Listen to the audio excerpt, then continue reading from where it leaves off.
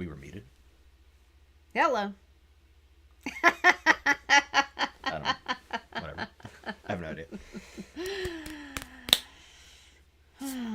You need to do something different. You pick the same thing every week. Maybe I don't want to win. Welcome to Books We Never Read. Except for those we have. I'm Jason. I'm Nicole. And today is our first reading of The Bookseller of Inverness by... S.G. Maclean. S.G. Maclean. Yeah, it's right there. Well, it wasn't there when I started speaking. How convenient. Yeah, Cheatham's. So, if you have not read through chapter 10, Dawn Returns, The Return of Dawn, did you read that far? Yeah, I accidentally got a little into 11, actually. Okay. Yeah. Then you need to stop the video and get caught up and then catch us on the replay. If you are joining us live, please chat us up in the live chat. And if you're catching us on the replay, chat us up in that discussion box. This is a very interesting book, and there's like so much to learn. And then there's the story. Mm-hmm. So there's plenty for us to discuss and relive and chat about.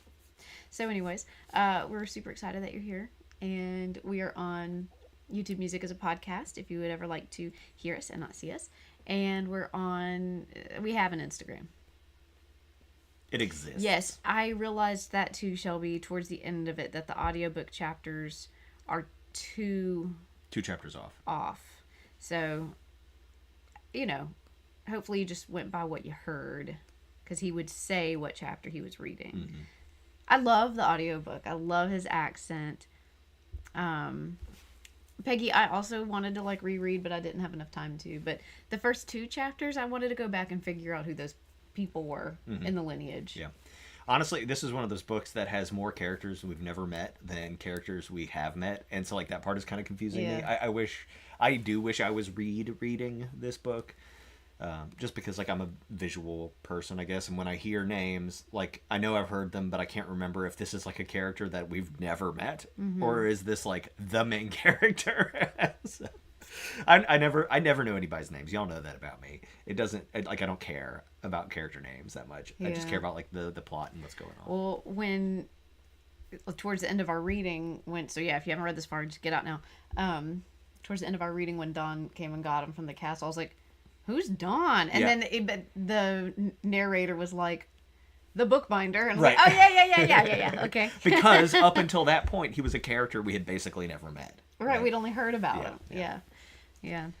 So good for y'all for watching Outlander and Brave. I know absolutely nothing about Scottish history. And I've been Googling the whole time I've been reading, looking at pictures and learning about all the different names for this king that they have, the pretender if that's not your king, and the king over the water if that is your king, and who is it? Yeah, it's the steward. Yeah, well, you know what's wild is that part matters, I guess, for this bit of Scottish history, but it's basically a repeat 7 times, different kings. I mean, all it's just the over same and over and name. over. Yeah, for sure. When they brought up the castle that Ian had gotten the books from, I looked that up. Who's that guy? Because they called him the Fox or something like that. Well, that's who owned the books originally. I don't think it was his castle that they ended up in, but yeah. Right, not Cloud or whatever. Yeah, anyway. But, so I was looking up that guy, but I was like, wait, this time doesn't make sense. This isn't the right, year that they're in. And then I was like, oh, they all have the same name. Every child of every king has the same name as his dad. It's very confusing. Yeah, that's real interesting because as an American, I think sometimes it's easy to think of British, I don't know, when you think about British history, it's kind of through the lens of us versus them, right? So there's Americans and then there's British people. Yeah, we and, forget that they were screwing with the whole rest of the world too. Yeah, you're aware that there are Irish people and Scottish people, and you might be a little more aware that there are Irish people than Scottish people. But they're not fans either. Right. Well, I mean, because honestly, I think that we've always just tended to lump Scotland. Sure.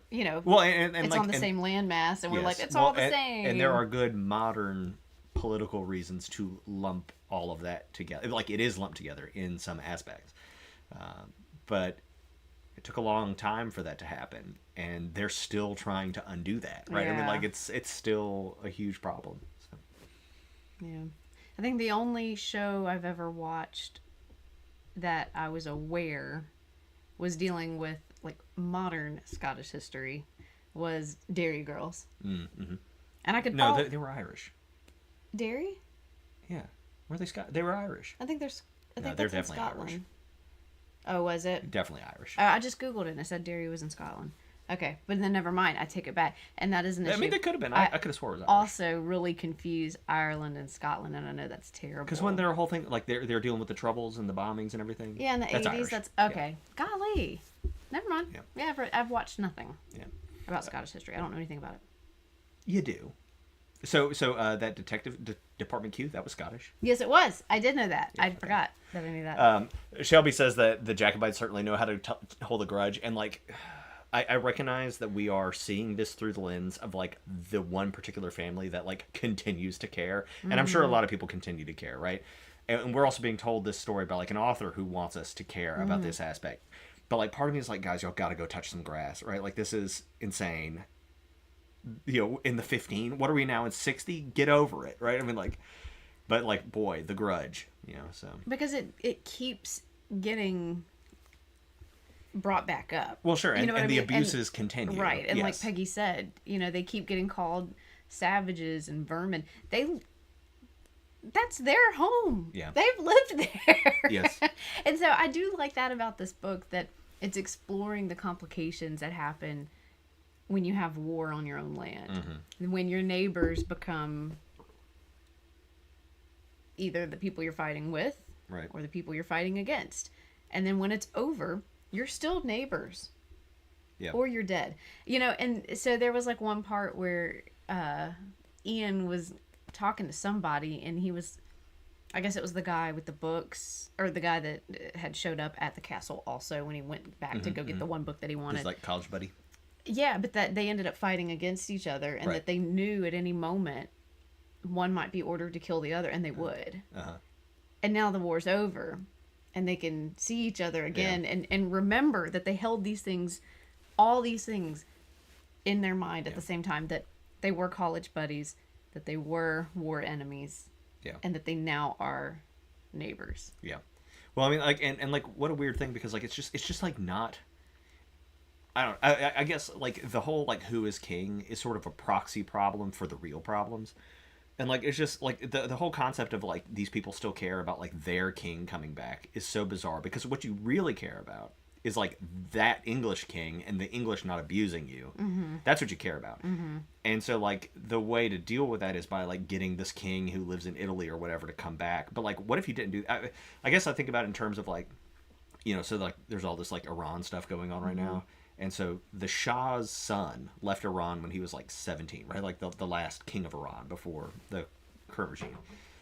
And like that guy has come out in the news and been like, look, if Iran wants me to come back and rule, I'll rule. Who cares about you, dog? You're just like the son of the last guy. Like, they can figure out their own thing. Yeah. You know, like let them, they don't have to go back to the last situation just because they don't like the current situation. And that's like the same deal here, right? It's just so bizarre. Like, it's just so weird to me. And just like kick him out and like make your own thing. Just start from scratch. And the Scottish did that several times, right? Unfortunately, their own kings abused them as well. Right. So there's that. But right. And so I think reading books like this is important yeah. for this reason, right? Like, you know, I live in America. I've not really had to see a whole lot of turmoil in my own backyard. I've never had to feel, just because of the privileges that I have, that I don't belong here, that this isn't my home, yeah. or that I don't even have a home. Yeah. So we see that kind of explored as well. So anytime you have like war in books, you can kind of pull some like common themes from that, and one of those is homecoming, that after you fight your war, you get to go back home. Mm-hmm. Well, these guys fought the war on their own land, right, but could no longer really call it home. The war is over. They don't belong here because these people are telling them, you're vermin and this isn't really where you should go. You hear them talk about, like, you know, so many of their population sent to the colonies to be indentured servants. Well, that's not their home either. Right. And even once they do pay for their freedom, they can blend. Yeah. But that's still not home. Yeah. They're still treated as, the immigrant. These people are so unsettled from all of this. And so I think it's good for us to explore these themes and to see how this is how a lot of people have to live. Well, I think whenever we think about American history, so like the term they use is transported, right? Like, so you could be sentenced to transportation, which means like it's exile, basically, like you're going to the Americas. And whenever we think about like American history, we think about like, oh, well, the British were taxing us and we were mad about that, so like we rebelled and won this war. And like, sure, that's part of it. The other part of it is that the Americas were full of rebels already that had been transported, right? Like people who had basically been criminalized for like just trying to like do their thing, like in Britain, and then got sent here. And so whenever that like came back over here, they're like, okay, no. Like there's nowhere else for us to go anymore, right? I mean, like, and so part of that sentiment, part of what makes the American spirit and like the American tradition is the fact that it is built up by people who have been run out of Europe, either for religious reasons, political reasons, whatever, and like that's just like a core part of the fabric, I think. Yeah. Lots of good stuff in the chat. Yeah. Yeah.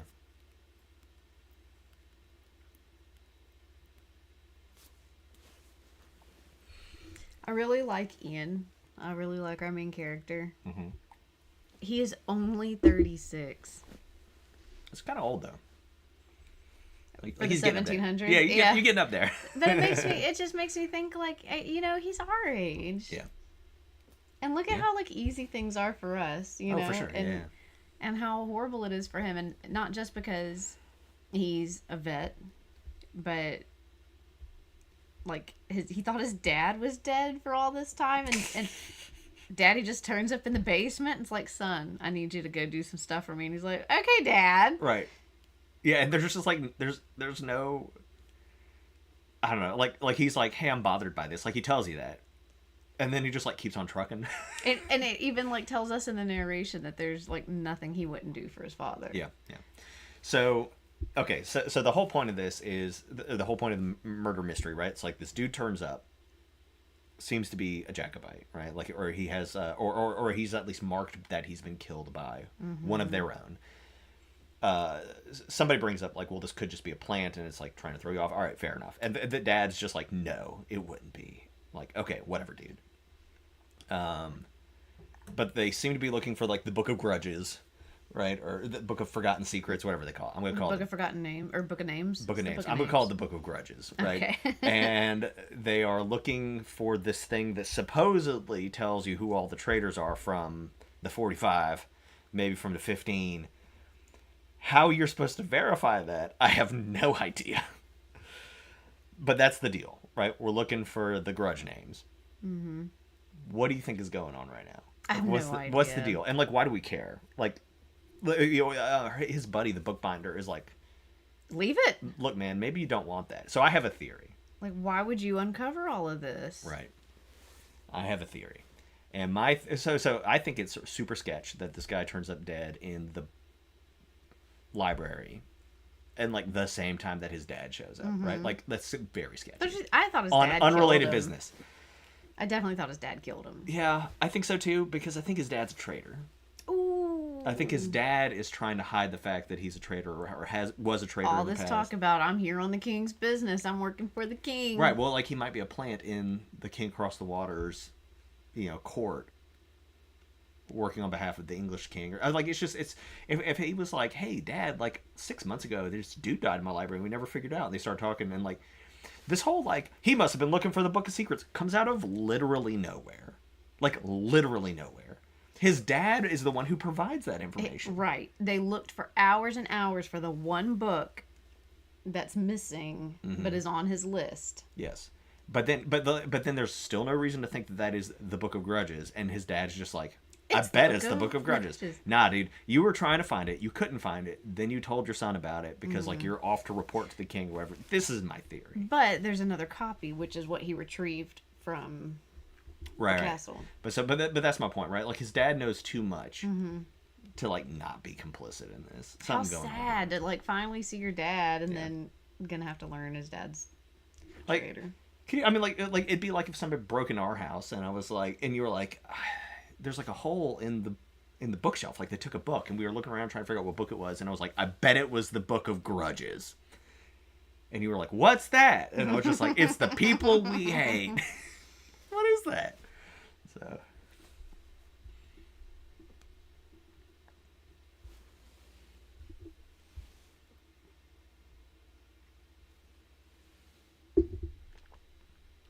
I kind of like this whole like widow lady who's like not widowed all the time, right? Like she's like hooking up and like above her shop or whatever. Like I kind of enjoy that side story. Good for them. Do you think?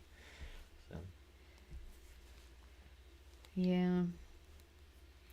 But I mean, like, and I know we're like bought into this family that's like all in for the king or whatever. But like every other character we ever meet is always talking about that stuff too. You know what I mean? Like nobody's ever just like, I sold my pigs for $1 more than I was supposed to yesterday. Like nobody's talking about anything normal. Look, there's Ian over there being a Jacobite.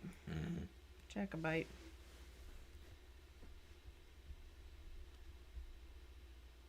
It's just so weird. So I wonder if there's going to be any consequence to Ian having left the castle early. Maybe. I'm kind of worried about that guy. You know, the British guy that's in there. Was it Hal Dunn? Is that who it is? Dunn, yeah. Dunn, yeah. I just don't want any trouble for Ian. Like, he's just been through enough. I want him to marry Julia and just have a good little life in Scottish Highlands. Yep. I get ads on Instagram sometimes about how you can like sponsor a Scottish Highlands cow, and they'll send you like a little cow doll. And, I did see pictures of Highland cows, and they call them coos. Isn't They do. Isn't Hogwarts in Scotland? Yeah. Yeah. So I know that.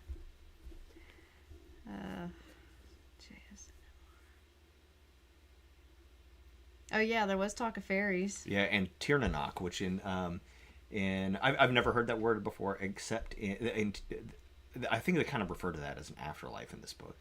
But Tirnanok comes up in what's that Amazon show about the fairies?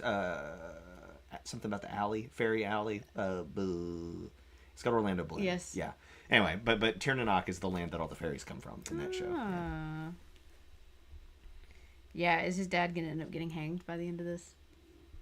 And everyone knows he's there. Yeah, like he was in like heavy disguise, and I'm like, oh, that's Hector. And well, at one point, he like his son Ian is like worried that his dad is gonna get recognized. He's like, but I've got these glasses. Did you get that? Good job, Clark Kent. All right, bro. Yeah. Yeah, what's a Milner? I meant to look that up. Here. Just so we don't have to wait on the chat. We can do it ourselves. Kept meaning to look that up. There was just so many things that I was having to look up. It's a person who makes or sells women's hats. And there's this whole comment about like how obsessed all the ladies are about hats and everything. Yeah. Gotcha. Julia's mom is intolerable. Yeah. Yeah, she's rough. Good job, Peggy. Yeah, I do feel like there's some like tie-in to Jonathan Strange, just because that happened after this. Yeah. But like. Yeah, but not like all that much after. Right. Yeah. So there were some names that were mentioned that were mentioned in this book that were mentioned to Jonathan Strange and Mr. Noel, which if you have not read that book club, 10 out of 10 would recommend. So good. We have videos playlisted for you in the playlist section of our channel. Which I didn't mention in the intro. We have tons of stuff in there. We've read so many things. Okay, anyway, let's see. What did I take notes on? Oh, I got some here. I think I've mentioned all my, like, war stuff that I really liked. You ever watch Braveheart? I feel like you probably watched it. You made me watch it once. made. Because I'd seen like bits and pieces, but I'd never watched it all the way through. And yeah, you made me watch it once. Yeah. So that's like earlier than all this. Okay. Right? Like that's but I mean, but it's still the same thing, right? Yeah. I just have a hard time holding on to the history. Like, it just doesn't mean anything real to me. I don't know. For some reason, there's just not enough. I guess I haven't learned about it enough to like connect all the dots. I think like an important aspect to understanding British history is like understanding British geography, right? Like you have to understand like where all the people are and like what's going on. And that I am woefully, embarrassingly bad at. Well, that's fine. But I'm just saying, like, I think that's necessary. I think I was an adult before I realized that like England wasn't attached to like France and stuff. Wait, what? I didn't realize it was it seemed, till like yesterday. No, but like an adult. Okay, gotcha. I just never, in history we're learning about like this huge empire that has taken over the world, and you know, I was like, surely that must be just part of all one land. It must be huge. Yeah. It's just this little island out there. But it's because it's an island that it was able to take over the world. Crazy. Because they had the best boats. And my history education from my youth is very lacking. Mm-hmm. We'll work on that. Yeah. We got time. Anyway, let me see what other notes I've made. Yes. It was in your notes. I've already gone through those. Sorry. That's okay. So far I am having fun with this book. The first like 3 chapters, I was like, oh, I don't know if I care about this. Mm-hmm. It was a little too heavy on like God Save the King and a little lacking on like literally anything else. But I think that's how these people's lives are. And so like it was like once the murder finally happened that I started to care, right? Mm-hmm. I also think like there's this whole thing in like the very first chapter where Ian's heading home and gets like knocked around by like people getting kicked out of the bar and everything. Mm-hmm. I have reason to think that's got to be tied in, right? Like why did that happen? Well, that was his dad. It was his dad that ran into him. Yup. Yeah. It's all going somewhere. Yeah. Oh, I did have something else to say. There are a lot of like humorous parts, just like little quippy things that happen. But like when Donald was helping him escape the castle, in the end, like, how did you get in here? Like, would you go through a window? You can go through all the windows you want, but I'm going to take this. Like, okay, he wasn't saying he wanted to take the window. Just so snippy. Well, it's funny, like, and like we have to think about like how like family oriented this society is. Like the later in history you get, the less clan oriented it becomes. But at this time, like it's still heavily clan oriented, right? And but like the whole deal about like how he knew how to get in the castle and get out and everything is because he was in jail with a dude who was just like a blabber. I know everything about the McAllisters. There's not a thing about the McAllisters I wouldn't know. Yep. Whatever the name was. Do you think I'd spend a month in jail? Peggy, that's actually an interesting idea, right? So his dad like bumps into him on the way, yeah, getting kicked out, and then grabs the key to the shop, or like maybe the dude grabbed the key and his dad follows him and kills him at that point. I still just think his dad is like heavily involved, right? Like there's like how bizarre for your dad to show up after 7 years or whatever. Yep. And just the loyalty. The loyalty. And how have we just not, like, addressed this trauma? You thought he was dead since you were, like, a kid. Yeah. Dude's been gone. Yeah. And what, his mom just didn't want him? Isn't that how... I don't remember. I couldn't understand what happened there. Yeah, Donald's great. Like, he's only an alcoholic, like, 2 days a week. The rest of the time, he's a stand-up guy. Well, I like the deal that he made on the boat with the guy the sheriff or whatever, right? He was just like, can I just like pay his bail now? And you just let him out. He's like, yeah, man, sure, whatever. It's cool. Yeah. Lots of descriptions of redheads and stuff. Sure. It would just be so wild to be in a place where everywhere I look, there's also other redheads. Mm-hmm. That just blows my mind. Yeah. It always felt like such a rarity when I was a kid, but I feel like there's more now than there were when I was a kid. I like the talk about like of using their language and everything Gaelic. Yeah. You know, and so, you know, that's all very related to Welsh and Irish and, you know, other languages, and like all those languages are like kind of dying. Gaelic may be more used than a lot of the other ones, I guess, but it's dying because it was suppressed on purpose during these times, right? Continuing all the way up until like the 1960s, you know. So yeah, it's kind of wild. I liked that there's like little details that the author includes to help us kind of know what we're supposed to feel. And so when Ian was remembering, like when he went to go live with his grandma or whatever it was, and people were speaking Gaelic during the day, and he was like, that something's wrong. This is a language that's spoken in the dark when there's no one around, and they can't hear us. Yeah. So I like those little details because, yeah, I'm so like clueless into this world that all that helps. So, you know, talking about like British imperialism and all that, and like we tend to think of British imperialism and racism, etc., being directed towards non-white people, and that is certainly true, right? Conquering India, conquering, you know, most of Africa, you know, or parts of Africa, not most, but you know, all that kind of stuff. Owning or claiming most of the Middle East, you know, at various points. But they're like also super racist against white folks. Just as long as you're not British, as long as you're not English, right, then you are less than or whatever. And where am I going with this? Oh, but you know, part of our history here is, you know, Cajun French people being pushed out. The reason Cajun French people are in Louisiana is because after the British took over parts of French Canada, they kicked all those people out and suppressed that language and booted them all down here. And so like it just happened over and over everywhere you could go. So yeah, it's crazy.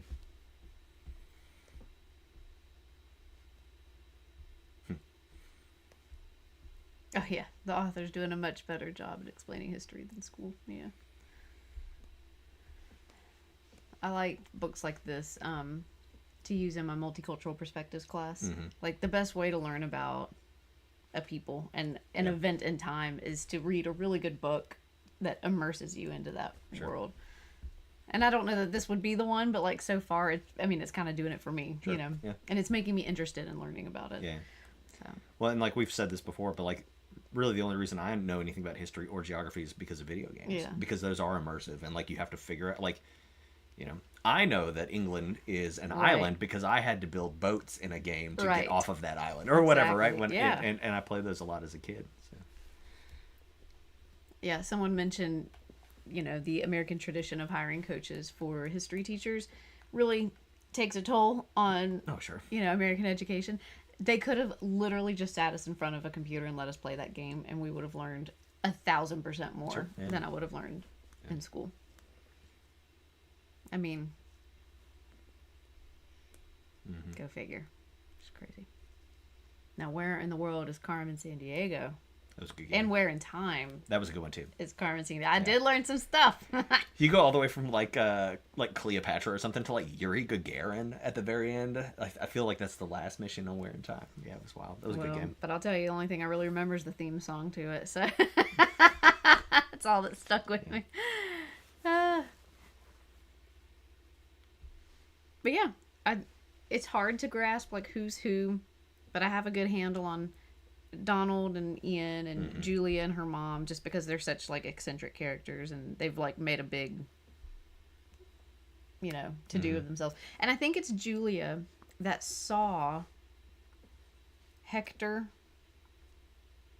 walk down and then Ian walk down and she started putting the things together, and she is wondering if she should tell somebody that she had seen what she saw or something like that. I don't know if that's still relevant now that the secret's out, like everyone knows it's Hector.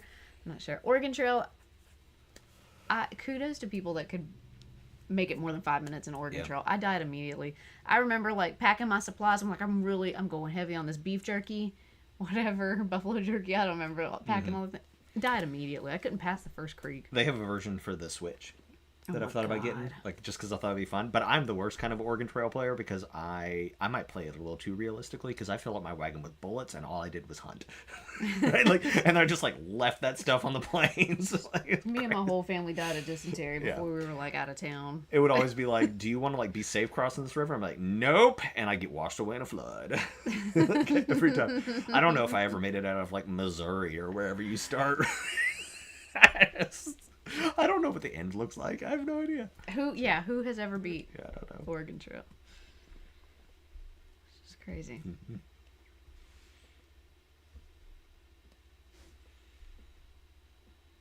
So yeah, hard little life over here for these folks. I'm looking forward to like wrapping this up. So we won't meet next week. We'll meet the week after. We've got 2 weeks to read the remainder of the book. So take good notes, because if you end up finishing it fast, I don't want y'all to not remember what you wanted to talk about. Yep. And I'm really telling that to us. And we will announce our next book sometime next weekend, probably. I haven't picked it yet. I've got some options. Yeah, cool. Yeah. Well, good. For such a short reading, I feel like we had plenty to talk about. And this is fun because we're talking more about like the history necessarily than like the story. Mm-hmm. Like the story's there, we're getting there, but we haven't learned anything about the mystery. But we've learned a lot about history. Yeah. And I think that's what the author wants. Sure. Yeah. Otherwise, it wouldn't be so heavy. Right. But I mean, so far, I'm interested. Mm-hmm. Like I want to know more.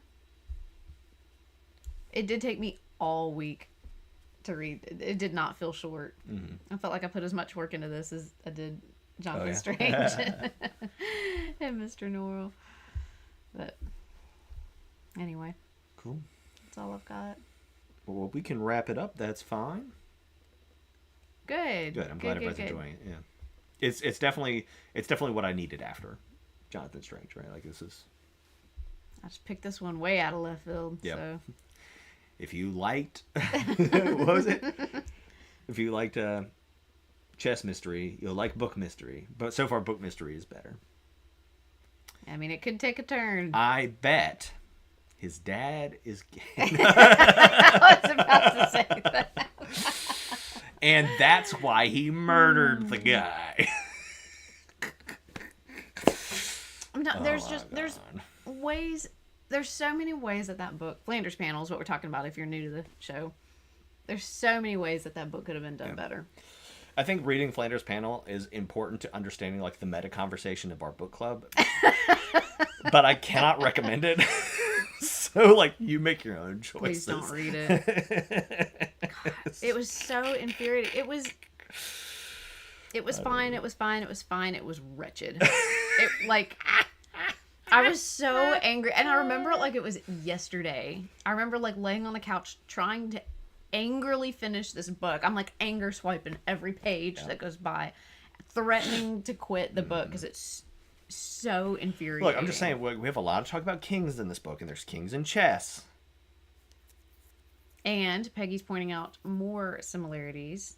Mm-hmm. His dad plays chess, and Donald smokes while binding books. Fair enough. Yeah. Flanders Panel. If ever we like have 10 people that join us every day, right?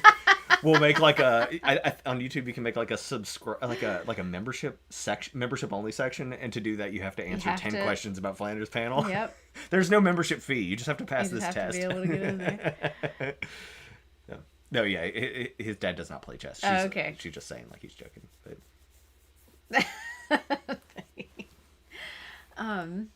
yeah. Okay, so, we have not done like a tier list in forever or whatever.